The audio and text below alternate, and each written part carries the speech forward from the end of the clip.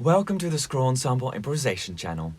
I'm Robert, and in this video I'd like to talk you through improvising a simple battle piece based on the Battaglia by the Dutch 17th century composer and improviser Jacob van Eyck. Can you play the notes C, E and G? Then you're already 75% there. Van Eyck's original piece is a patchwork of battle clichés from the 17th century, which means many similar pieces in the time exist using the same kind of ideas. Learn about the history of this form here. A good improviser knows how to steal well, and we will do just that with Van Eyck's Battaglia. The original is for the recorder, but you could do this on any instrument. On a piano you can accompany yourself with a drone, repeatedly playing the notes C and G in the left hand. A little note about my beloved recorder. My C is not the same as the piano C, because this is a special recorder made for the music by Van Eyck, and it's tuned a little bit differently. So, a little overview. I will talk about the different sections in Van Eyck's Battaglia, telling you about the main features we can use for improvisation, and the story I imagine behind it. The first section in Van Eyck's Battaglia is almost entirely based on the notes C, E and G, the C major chord. You can play these notes anywhere on your instrument. As a small warming up, try to find all the C's, E's and G's you can find on your instrument. There are 3 beats in the bar, so you can start with just 3 C's.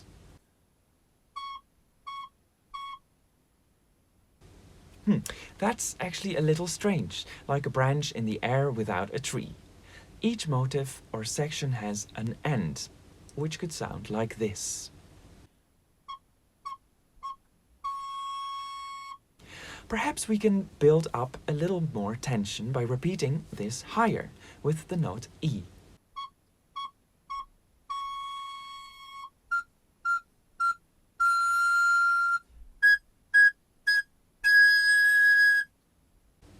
Now you can add some rhythm.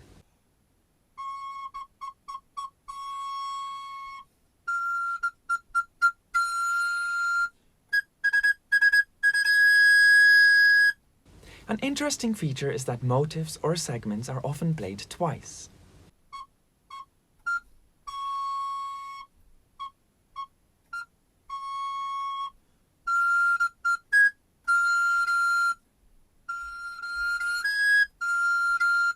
In the story of the battle, we can imagine the troops traveling to the place of battle.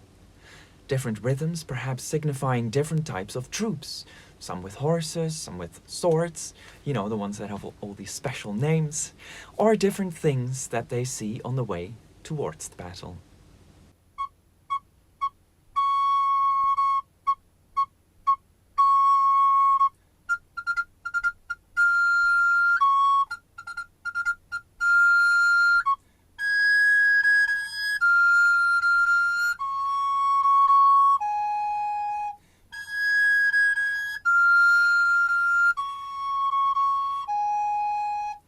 In Van Eyck's version, this section is quite long, about a page's worth.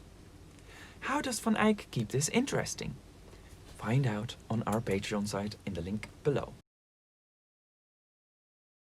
In the next section, Van Eyck uses the Dutch national anthem, a popular song at the time. Use your own anthem for your Battaglia, or another song you know well. Several other battalias also use contemporary popular songs. Here we could imagine the soldiers having set up camp in the evening before the battle, singing songs together, and they might get a little drunk.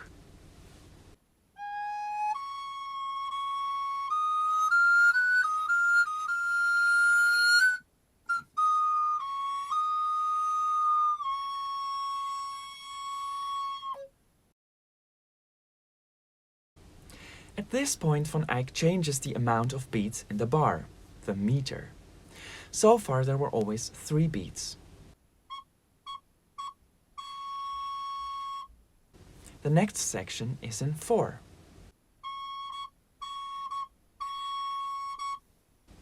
Changing between 3 and 4 beats is a typical feature of the Battaglia. practice changing separately.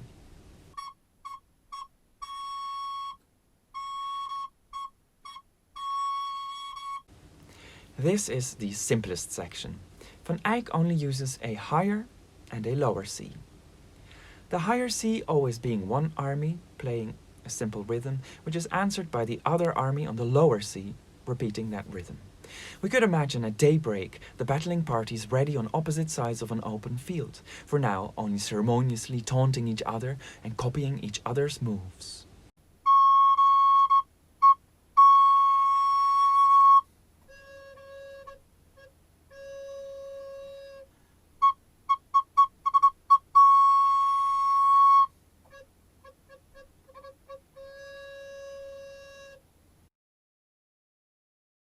Then we are on to the alarm section. In the 17th century, this word still meant alarme, as in grab your weapons. Many of the earlier vocal pieces about battles used these words.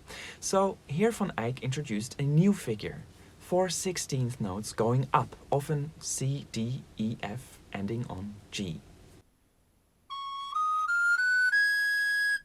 In this section, the rest of the notes can still just be C, E, and G. I like playing them quite quickly, but there is no need to do that. You can choose any speed with liveliness or a crispy articulation. Van Eyck changed again to 3 beats in a bar. We can imagine people excitedly getting ready, running around, getting their gear, shouting to each other, "Hey, let's go, let's go!"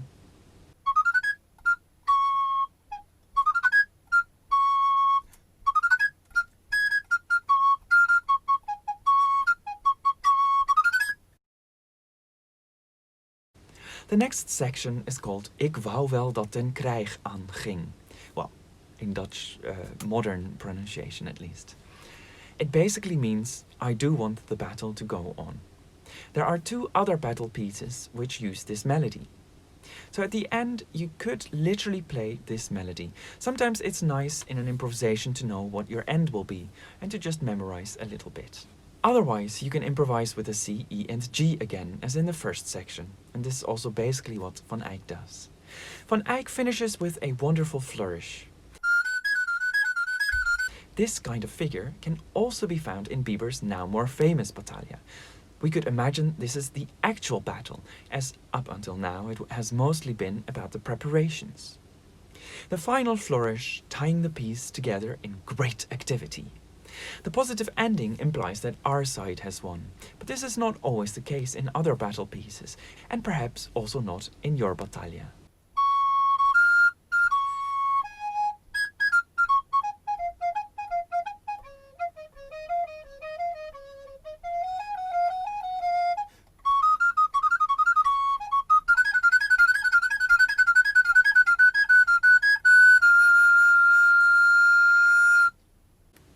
Thank you so much for watching.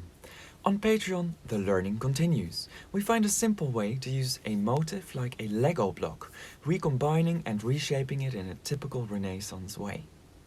And I mentioned Van Eyck uses clichés from other pieces, but which ones? Where did they come from? And what did I learn? So join us on Patreon to learn more and to support us in making these videos. And of course, subscribing to our YouTube channel is free.